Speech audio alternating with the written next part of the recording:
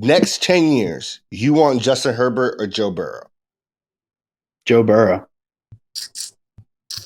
Are you saying with them on their current teams? On their current teams, the way they're being constructed, next 10 years, who are you taking? I would honestly take Joe because listen to this. Joe had the highest QBR or the highest completion percentage out of everybody last year. And people knew that they're essentially throwing the ball. You know what I mean? Like Joe Mixon's great, but like their offensive line is off. So I think I don't know. I go Burrow. I think Herbert is a wild card. I do think he's like ungodly, like Aaron Rodgers, ungodly type. But I think you could probably have something like a Drew Brees, Peyton Manning special with just Joe consistent. You know what I mean? Okay. Right now, not saying he's them dudes, but I'm saying like just the way that they might dominate the league going forward. Yeah, for that decade. I'm not against that. Look, right now, I also had Joe Burrow above Justin Herbert, but below some of the people that we have coming later on in this list.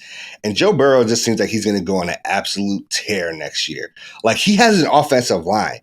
Like, draft day, everybody did the meme where, like, you draft Jamar Chase, Joe Burrow would get sacked, the ball would never get there. And, like, lo and behold, that is what ends up costing them the Super Bowl. And Cincinnati does something they never really do. They started paying bread to make a change. And, like, they feel like they can go for it. And, like, if Joe Burrow had the highest completion percentage last year with no offensive line, and he looks like he might have a top 5 offensive line coming into this year, the way they spent money on it, it's going to be hard to count him out. I don't know if it's a top 5. I think with La'el Collins from Dallas, that's a steal for sure at right tackle. But I'd say top 10. I don't think they're people could say they're Joe. I don't know. Because all they did was him. They had Alex Kappa from the Bucks, and I think they drafted somebody, right? Yeah, I believe that's the case. They have Ted Carrasas, Alex Kappa, La'el Collins, and Jonah Williams now as their starting offensive line. It gives a solid. I mean, I think it just helps them stay balanced now because Joe Mixon can get off, but now you're like, okay, Joe's gonna have time, so maybe these routes. I mean, Jamar Chase was beating everybody down the field anyway, so maybe these routes it opens it up for Tyler Boyd or T. Higgins running.